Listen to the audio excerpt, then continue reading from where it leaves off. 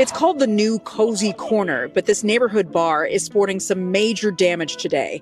The bar's closed, the apartments above inaccessible. It's the result of this, a car slamming into the busy establishment late last night. When I started hearing people scream, then I realized they had hit the building. So I came down through the front entrance, and there was a lady in the wall, literally in the wall, where the car knocked her through the wall. The car was sitting on the sidewalk on fire. Owner Paul Dietrich says he and others on scene jumped into action after seeing that woman pinned between the car and the wall.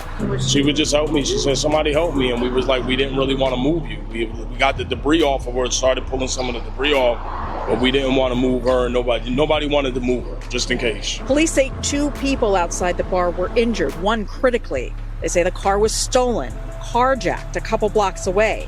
The driver who crashed it took off. They said, like, he bailed out of the passenger side because he came straight down South Orange Avenue, and they said he just curved and ran right into the building. Paul says he's owned this building and bar the last 18 years. This intersection, South 12th Street and South Orange Avenue, is notorious for car crashes involving stolen cars.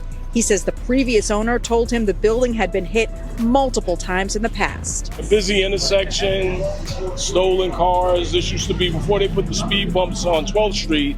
It was like Route 12. They'll come down Route 12 flying from Central Avenue to here. Authorities are searching for a driver who allegedly rammed a stolen car into a Newark corner bar, pitting 2 bystanders against the building before running from the scene late Saturday night. The car was stolen from South 12th Street and 15th Avenue shortly before the collision at the New Cozy Corner Bar and Grill, which was reported around 11:59, Newark police said Sunday. Both the man and the woman were outside the bar on the corner of South Orange and South 12th Avenues and were hit by the oncoming car, police said. They were brought to University Hospital in Newark. The man suffered non-life-threatening injuries, but the woman was in critical condition. The bar was evacuated after the car crashed into it and caught fire. The crash appeared to be accidental, but an investigation was continuing Sunday. Police did not know if the bar will remain closed.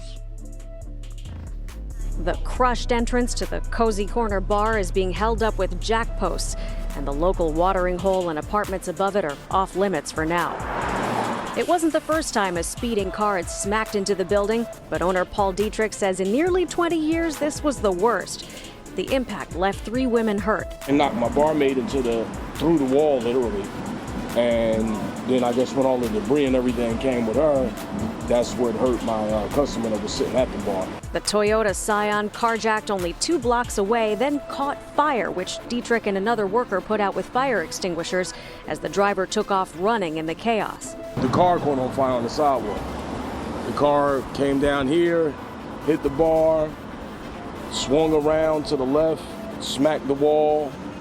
Girl that was standing outside smoking knocked her through the wall. This all happened just before midnight Saturday. The owner tells us he's grateful no one was killed. The injured are recovering and the building is fixable. And once power's back on, police can go through surveillance video as their search continues for the driver. It seems like almost every accident that's occurred out here is always either by a stolen car or the accident was caused by a stolen car. So the insurance companies never want to pay. I've been having to go through my homeowner's insurance. So, yeah. So you'd like to see them found, held accountable? I'd like to see them held accountable, definitely. In Newark, Sonia Rincon, Channel 7, Eyewitness News. January 1995, a movie by the name of New Jersey Drive would drop in theaters. The movie is about joyriding teenagers in 90s Newark, then known as the car theft capital of the world. And although it was commercially a failure, it has grown to become a hood classic and have a cult following in the underground scene in New Jersey and the East Coast as a whole. The movie was influenced by a 1992 New York Times article by Michael Mariette titled, "On Stolen Wheels, Newark Youths Defy Authority." The article goes on to talk about how wild the 80s and 90s was when it came to car thefts in Newark and its surrounding cities. And although it is not as bad as it used to be, I would say it's still pretty bad. Here they come.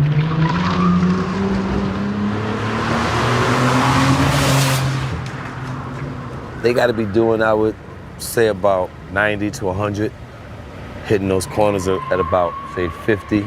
This is it right here. Oh shit. That's real right now. He just jumped the sidewalk, knocked down a stop sign. Yeah, they getting out of here.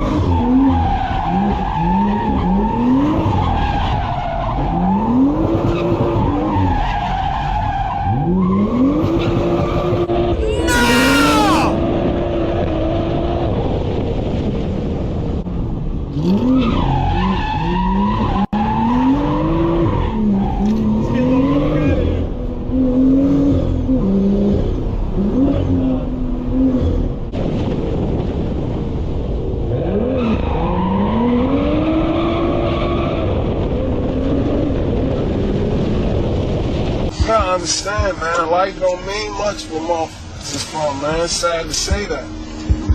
Motherfucker will kill you over something out here, though. I ain't saying it's right. I ain't gonna say that at all. But sometimes you understand, man. When a motherfucker's starving, what you expect a motherfucker to do?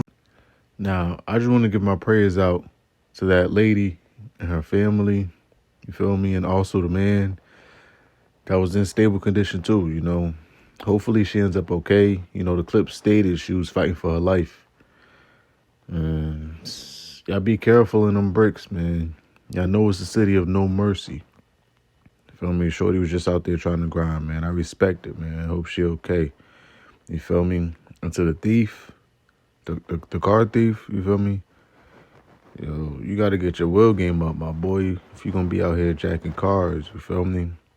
Feel me? I'll probably find this joint on Wildlife later on or something. Feel me? It's Neighborhood Hero, your local payment. Until the next one. They made everybody leave last night just in case the building was going to come down. This is probably the worst one, but it's not the first one. When I bought it, the building was hit at least 5 or 6 times. And then since I've had it, it's probably been hit just as many times. Paul says he's grateful no one died, but that dealing with his insurance for property damage will be a headache. He's hoping that the city of Newark places protective metal barriers on this corner to prevent another incident like this in the future